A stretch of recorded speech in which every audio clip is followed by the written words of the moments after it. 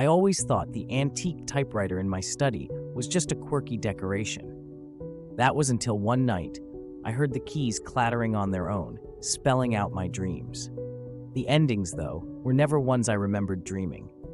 It started with harmless scenes, like wandering through fields, but soon morphed into vivid nightmares. The shadowy figure that lurked just out of sight, the whispers that seemed to echo from the typewriter itself. I started waking up with ink-stained fingers, the words, "You forgot," typed out repeatedly. One morning, I found a new sheet detailing a future event, a horrific accident involving someone I loved.